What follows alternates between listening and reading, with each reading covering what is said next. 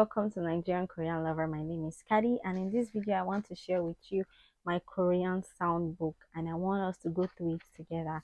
So let's jump right into it. Welcome to my channel. This is a Korean channel, it's a new channel. So guys, my channel is named Nigerian Korean Lover. It's a channel born out of the interest of the Korean culture art. Okay, I'm also interested in collaborating. If you love Korean culture, or if you want me to review Korean products, you can email me and you can send me a DM. So I hope that you subscribe to my channel. So the Korean sound book is, or rather the book is titled The Sound of Korea. It's a Cambridge published book, and it was written by John Shin, Jin Kia, and Jane Chan. It basically just talks about the sounds of Korea. So this book is designed for English speaking students with no prior knowledge of the language. So I have no prior knowledge of Korean. So having this book is to help me become better in my Korean language.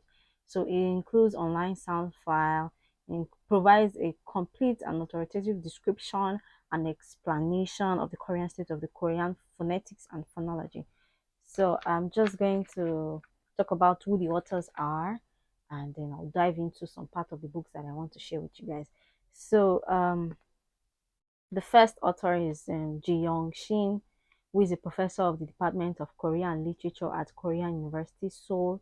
She has published widely in Korean phonetic phonology and is the author of Understanding Speeches 2009, The Sound Pattern of Korean 2003 with Jae Chan, and The Articulate Phonological Disorder 2007. Then the second person is John Kia.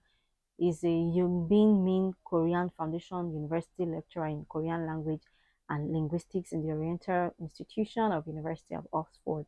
Her current research is on the pragmatic aspect and synthetic architecture of the role of prosody in syntax. And the third person here is Jae Cha, who is an associate professor in the Department of Korean Language and Literature at Kyung University. She specializes in Korean phonology and the history of the Korean language, and is the author of the Middle Korean Phonology 1999 and the Sound Pattern of Korean 2003. So basically, what I want us to, it has 10 chapters, and the first chapter is what I want to share with you guys. So the first chapter has the characteristics of the Korean language. It has the origin, the history, and the distribution of the Korean language. Where is the Korean language from? The Korean language in East Asia. Korean language versus Korean, Chinese, Korean versus Japanese. Are they related? Korean as a global language. Is Korean language a global language for the peninsula only? So let's quickly just look at the part.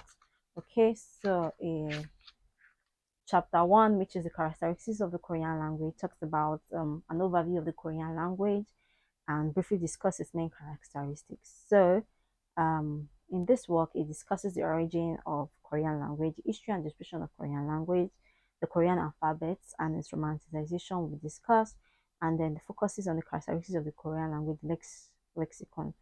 The structural characteristics of Korean will be explored, to mention a few.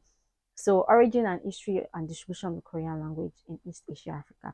So in this book, it says it's impossible to think about the history of Korea without considering the history of Northeast Asia.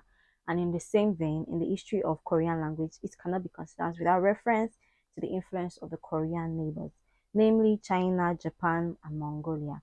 Okay, so I'm just going to quickly talk.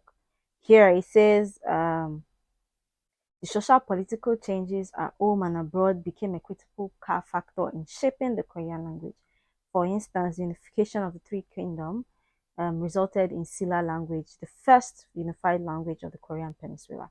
Later on, the establishment of the Koryo dynasty in 1918 gave rise to the central dialect of Korean, okay, which became the basis of the modern Korean language, while the Imji War of 1592 to 1598 marks the division between the late Middle Korean and the Middle Korean, and lastly the Korean War, which is from 1950 to 1953, yielded the language division between the North and South Korean language. So the question is, where is the Korean language from?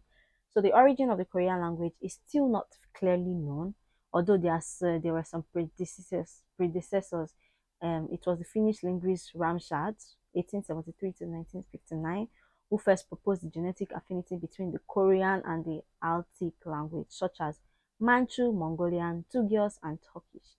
Through a systematic comparison, this language share grammatical properties with Korean, such as agglutinative morphology, that is, grammatical relations such as a subject or an object are mainly realized by attaching or gluing particles to nominal expression.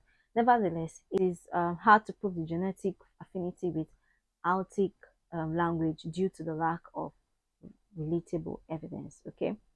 The next question is Korean versus Chinese and Korean versus Japanese. Are they related? If so, how? Korea and Japan, under the umbrella of the Chinese cultural sphere, have not only shared socio-cultural heritage, but it also shared linguistic heritage. This is represented in the lexicon of the Korean and Japanese language. As we see, roughly 57% of the Korean vocabulary is Sino-Korean and is derived from Chinese. Yet structurally, the two languages are completely unrelated. Chinese has a strict subject, verb, object, word, order, and does not have grammatical particle like those found in Korea. Korean and Japanese, however, share a great deal of structural similarities. For instance, Japanese and Korean share an almost identical particle system. Nevertheless, it is still debatable whether Korean and Japanese belong to the same language family. Vovin 2008 recently argued that there's no genetic relation between the two languages. Once again, however, a lack of reliable evidence makes it difficult to prove any linguistic affinity. So this is my readings from The Sound of Korea. Okay, and I have read like some parts in the book. So thank you for watching this video. Remember to like, to share, to subscribe, to the notification button. I'll see you guys in my next video. Bye guys. I hope that you join me in this ride as I make videos. Thank you for watching. Remember to like, share, subscribe, and turn on